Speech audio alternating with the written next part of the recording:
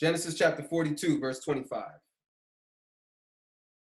Any volunteers? Anybody would like to read? D-Rail, Ezzy, Jeff? D-Rail, go ahead. I'm going to read from the Septuagint. All right. Okay. And Joseph gave orders to fill their vessels with corn and to return their money to each into his sack and to give them provision for the way. And it was so done to them. And having put the corn on the asses, try not to say anything, they departed thence. And one having opened his sack to give his asses fodder at the place where they rested, saw also his bundle of money, for it was on the mouth of the sack. And he said to his brethren, my money has been restored to me, and behold, this is in my sack. And their heart was wonderstruck, and they were troubled, saying one to another, what is this that God has done to us? What has he done? Did you see what God just did to us, man? Locked up in prison. We're under this guy that got us all locked up, and now we got this money that's just showing up out of nowhere. Verse 29. Verse 29. Oh, I'm a things acting up. I like, it's weird how they blamed it on, God right away. Well, I think it's a good thing. I think they're right in this case. Well, they actually know that they're wrong, and they're reaping what they've sown, which is a concept in Scripture. We don't believe in karma. Okay, no. That's pagan. We don't believe in karma. I hear a lot of Christians using that term. I'm like, how ignorant are you, man? Do your research. Like, oh, it's karma. It's karma. I'm like, yo, you know what you're saying? Come on, man. That's Hinduism. Hindu Christian. We don't use that terminology. Use the scriptural terminology, okay? It's you reap what you sow. That's what goes on. Karma has to do with reincarnation. That everything you do on this lifetime was going to determine whether you come back as an ant or you come back as a king or something in between. We don't believe in stuff like that. We don't believe in that. We believe in a resurrection, not in a reincarnation. There's a difference. Okay? So these guys are reaping what they've sown, and they know it. So they know that daddy upstairs is punishing them. Right.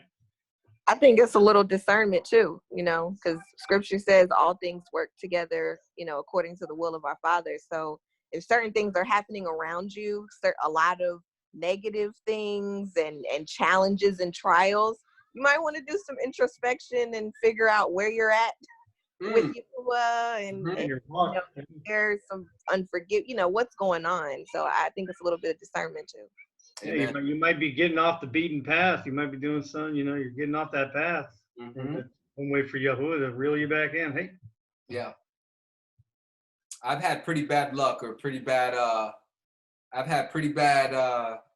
that. Like I gave my life to the Messiah when I was 16 years old.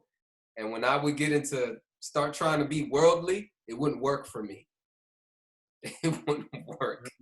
Things would not go well for me. It just didn't work, man. Bad stuff would happen. I'd get into a car accident, all kinds of stuff, man. Oh, man. So, yeah. Trying to get your attention, whatever it takes. Yeah. So it's a good point, Ezzy. All right. Verse 29. And they came to their father, Jacob, into the land of Canaan, and reported to him all that had happened to them, saying, the Lord of the land, spoke harsh words to us and put us in prison as spies of the land. And we said to him, we are men of peace. We are not spies. We are 12 brethren, sons of our father. One is not, and the youngest is with his father today in the land of Canaan. Verse 33, and the Lord of the land, said to us, herein shall I know that you are peaceable. Leave one brother here with me, and having taken the corn ye have purchased for your family, depart, and bring to me your younger brother. Then I shall know that you are not spies, but that you are men of peace, and I will restore your brother, and you shall trade in the land. And it came to pass, as they were emptying their sacks, there was each man's bundle of money in his sack, and they and their father saw their bundles of money, and they were afraid. And their father Jacob said to them, "You have bereaved me. Joseph is not, Simeon is not, and we take Benjamin. All these things have come upon me." Man, he's mad at his sons right now. And Reuben spoke to his father, saying, "Slay my 2 sons. If I bring him not to thee, give him into my hand, and I will bring him back to thee." But he said, "My son shall not go down with you, because his brother is dead, and he only has been left. And suppose it shall come to pass that he is afflicted by the way by which you go.